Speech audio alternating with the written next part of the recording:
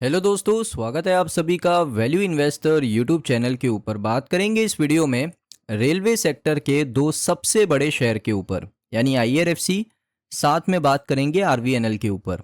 अब सबसे बड़े शेयर में क्यों कह रहा हूँ, क्योंकि एक कंपनी का मार्केट कैप है 1,63,000 करोड़ का और दूसरी कंपनी का मार्केट कैप है 75,000 करोड़ का। तो बहुत बड़ी कंपनीज है दोनों। इन दोनों ही कंपनीज को लेकर क्या अपडेट आ रहा है उसके ऊपर डिस्कशन करेंगे। बजट को लेकर दोस्तों डिस्कशन करेंगे। सबसे पहले बजट को लेकर ही डिस्कशन करते हैं। सो देख सकते हो यहाँ पर बहुत इंपॉर्टेंट दोस्तों ये डेटा है जो मैं आपके साथ शेयर कर रहा हूँ, ध्यान से देखना। अगर आप देखोगे ओवरऑल कैपेक्स का जो सपोर्ट है अभी होल्ड पर है। ऑफिशियल्स ने ये कहा है कि जो ग्रॉस बजटरी सपोर्ट है, जिसकी जो स्पेंडिंग थी अब उसको शिफ्ट कर दिया जाएगा। अब जो ग्रॉस बजटरी सपोर्ट का एलोकेशन था वो दोस्तों उसकी प्रायोरिटीज अब चेंज हो चुकी है। पहले कहीं और पर वो पैसा इस्तेमाल हो रहा था, अब कहीं और पर इस्तेमाल होगा फाइनेंशियल ईयर 27 के अंदर। ये ऑफिशियल्स ने दोस्तों कहा है। इसका मतलब है कि कुछ हायर एलोकेशन तो आ सकता है फाइनेंशियल ईयर 27 में, यानी 2000 का जो बजट है रेलवे का, उसके अंदर आपको थोड़ा बदलाव होता हुआ देखने को मिल सकता है। अच्छा बजट आपको देखने को मिल सकता है, बिकॉज इस साल 2026 में बुलेट ट्रेन के ऊपर सबसे ज्यादा पैसा खर्चा हुआ होता हुआ आप देख सकते हो। बुलेट ट्रेन के ऊपर बहुत पैसा सरकार खर्च करने वाली है और जो सेफ्टी है उसके ऊपर सबसे ज्यादा पैसा खर्चा होगा। आप देख सकते हो बजट 2025-26 के अंदर 19,000 करोड़ रुपए national high speed rail corporation limited को दिए गए, जिसमें मुंबई अहमदाबाद का हाई स्पीड रेल कॉरिडोर बनाने की बातचीत शुरू हो गई। अब जो बुलेट ट्रेन प्रोजेक्ट है उसका जो अप्रोच सिंपल सा है कि भाई इस साल बुलेट ट्रेन के ऊपर काम चालू करना है, पैसा निवेश करना है, पैसा स्पेंड करना है, क्योंकि कॉरिडोर के ऊपर हमने पिछले साल ही 19,000 करोड़ रुपए खर्च किए।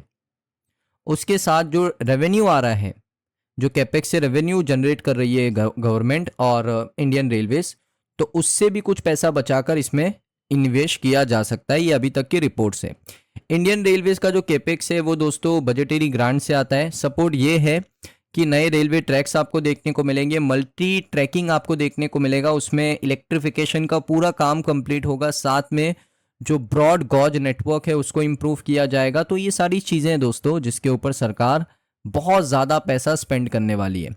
अब जो चीज़ें मैं आपको बता रहा हूँ, जो मैं वर्ड यूज़ कर रहा हूँ सारी, वो ध्यान से सुन लो, क्योंकि सबसे पहले याद रखो high speed rail corridor, bullet train याद रखना।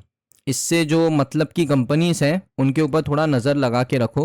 उसके बाद मैं आपको यहाँ पर बता रहा हूँ एक और चीज़, गॉज नेटवर्क, इससे रिलेटेड जो कंपनीज है, रोलिंग स्टॉक से रिलेटेड कुछ कंपनीज है, वैगन से रिलेटेड कंपनीज है, कोचेस बनाती है जो कंपनीज, लोकोमोटिव्स को जनरेट करती है जो कंपनीज, ये सारी कंपनीज के ऊपर थोड़ा सा अपनी आंख लगा कर रखो।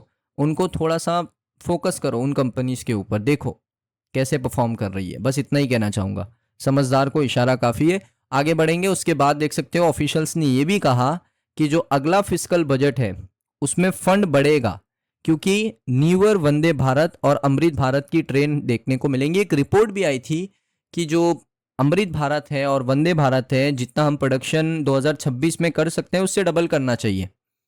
तो सरकार को ये पता है कि भाई अभी जो पुरानी ट्रेन है उसको बदलना ज़रूरी है, पैसेंजर्स को अच्छा एक्सपीरियंस देना ज़रूरी है, क्योंकि अभी लोग ट्रैवल करना पसंद नहीं करते रेलवे में। पसंद करते हैं जिनकी मजबूरी है वो तो ट्रैवल करेंगे ही, लेकिन रेलवे को ये मजबूरी वाला ट्रांसपोर्ट नहीं बनना है। रेलवे को हाई क्लास ट्रांसपोर्ट अगर बनना है तो उसको वंदे भारत और अमृत भारत की ट्रेन को ज़्यादा से ज़्यादा मैन्युफैक्चर करना पड़ेगा।